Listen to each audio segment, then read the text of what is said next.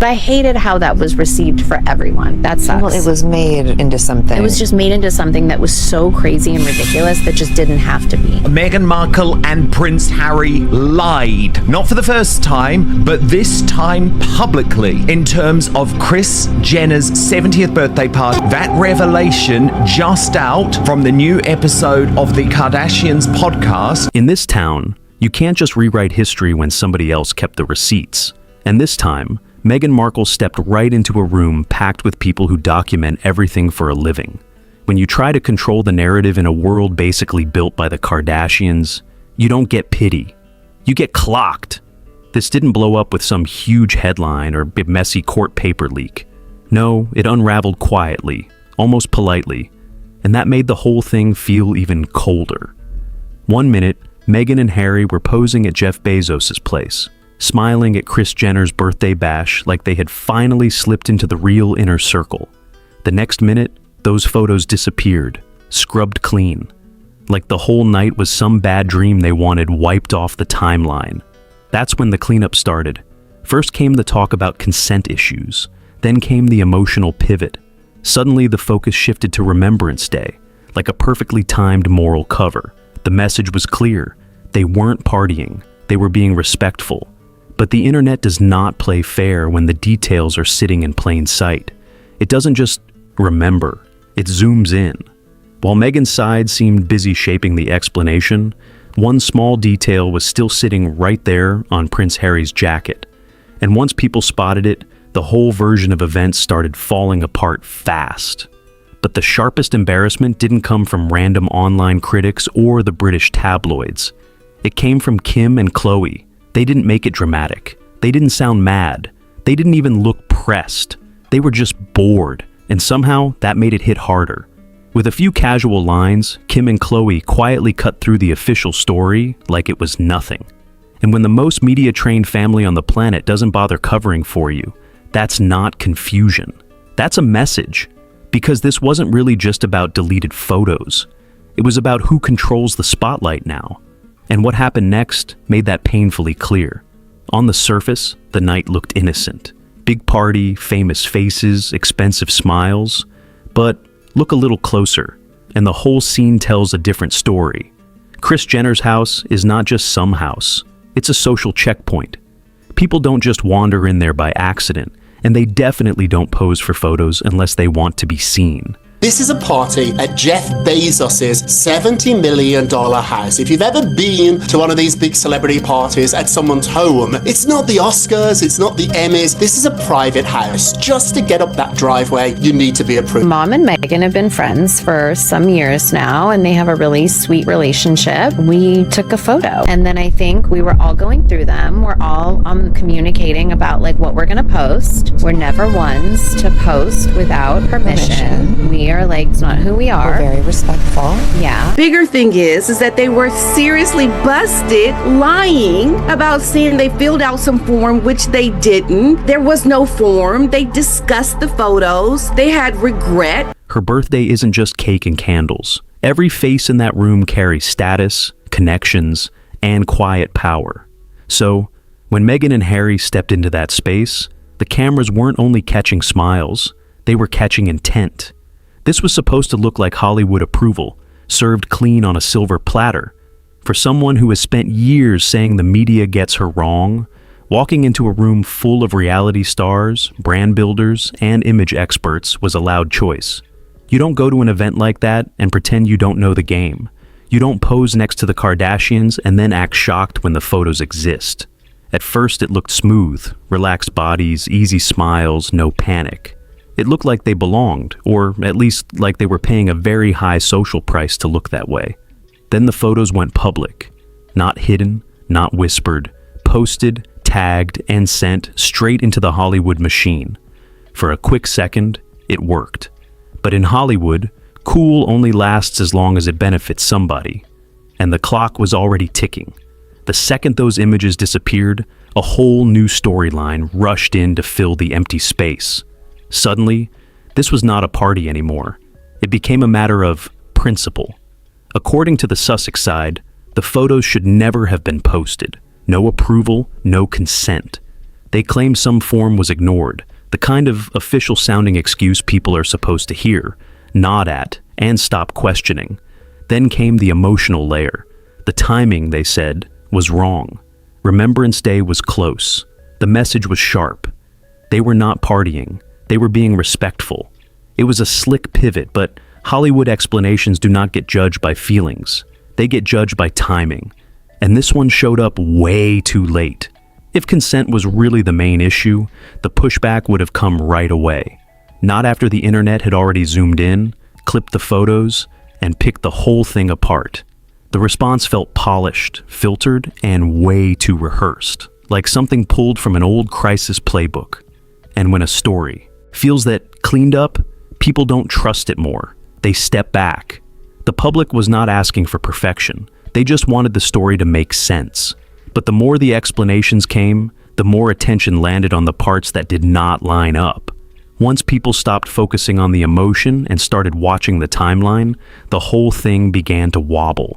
And it all came down to one tiny detail that refused to stay quiet. And now Kim has just completely laid it all out on the line. And I think it just shows you how much they try to curate things to make it look one way, when the reality is just be truthful. That's the problem that people have. We have the craziest, funnest photos from that night, but we were posting just like fun photos. And so Dignified. we were told that it was totally cool to post. And then after it was posted, I think they realized it was Remembrance Day and they didn't want to be seen at a party, even though it's already up. They're not going to be at the Grammys, they're not going to be at the Oscars, they're not going to be at private parties, because when anything goes wrong, whenever there's a little bit of a conversation to have, these two lash out. All it took was one image. No press release, no insider leak. Just one detail sitting right there in plain sight. As people replayed the footage, they noticed something on Prince Harry's lapel. A poppy. That symbol is not subtle. It does not just appear by accident. Wearing it shows awareness. It shows preparation. It shows you know exactly what moment you are standing in. And that made the earlier excuse look painfully awkward. You cannot suggest the date caught you off guard while wearing the reminder on your own jacket. That is not confusion. That is a bad look. Once that detail surfaced, the story shifted fast. This was not about hurt feelings anymore. It was about the order of events. If Remembrance Day mattered enough to shape the public explanation later, then it mattered enough to think about before walking into a high-profile Hollywood party. The logic could not stretch both ways. Online reactions did not just explode, they sharpened. People stopped arguing and started comparing timestamps. The poppy became the silent witness in the room. And when a whole narrative cracks over one small detail, it does not just weaken the argument, it hits the credibility hard. Suddenly, the question changed. It was not just who posted the photos. It became who is telling the full truth here. That is when the tone shifted, not into outrage, into pure indifference.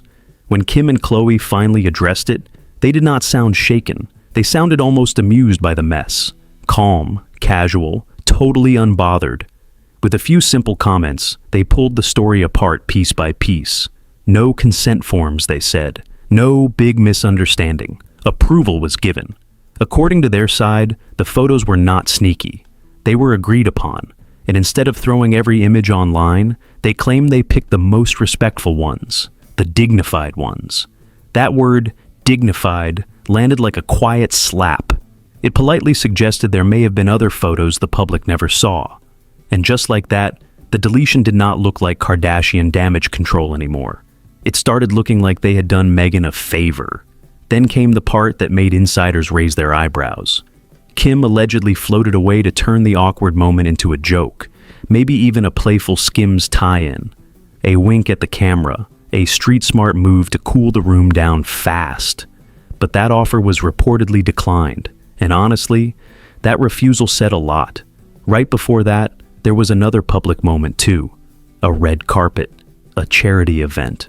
taken down. And then I think they realized like, oh, this was so silly. And they did baby to baby right before. Well, They it's did like a red charity carpet. event. So like that was fine, but maybe not partying and dancing on the dance floor and whatever. And you can see it in the paparazzi footage as Prince Harry leaves this event, is that he's not happy about it. About her lying and the racism. That right there shows me how you can see this woman lied about racism. She did not tell the truth about what happened to her. She wanted to make something out of nothing. And this is what happens. You get someone who gets busted lying with this, you know she's lied with other things as well. Kardashians for all this. Well, now Khloe and Kim are not going to have that anymore. They told the truth, which is they did nothing wrong. They posted pictures. Meghan and Harry realized maybe partying in Hollywood with Kardashians on Remembrance Day is probably not the best idea. And then they blamed the Kardashians. The kind of scene where every smile, every pose, and every camera angle gets read like a secret message.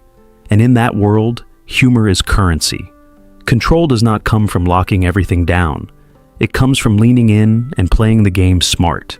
By shutting it down, Meghan did not protect the dignity of the moment. She froze the tension right where it stood.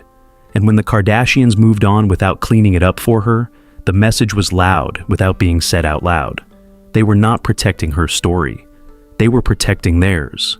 Hollywood does not erase things just to be nice. It erases things when the image becomes a problem. And once the Kardashians stepped back, the reason those photos vanished became harder to ignore. It did not look like consent anymore. It looked like optics.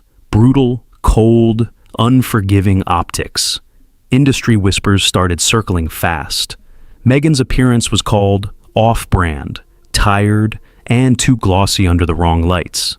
Meanwhile, Harry's body language turned into its own little side drama. One glance here, one stiff pose there. Screenshots did the rest. Suddenly, the conversation was not glamorous. It was awkward. And awkward is poison in celebrity culture. Once an image turns into meme material, no explanation can fully save it. You delete it and hope people scroll on. Then, the timing hit. British outlets noticed how close it was to Remembrance Sunday, and they did not soften the framing. The questions were sharp. The judgment was sharper. This was not just random social media noise. That kind of press sticks. So the images came down quietly, with no big announcement. Not because rules were clearly broken, but because the visual story was not saying what it was supposed to say. What made this moment linger was not just the party. It was how familiar it felt. People had seen this movie before.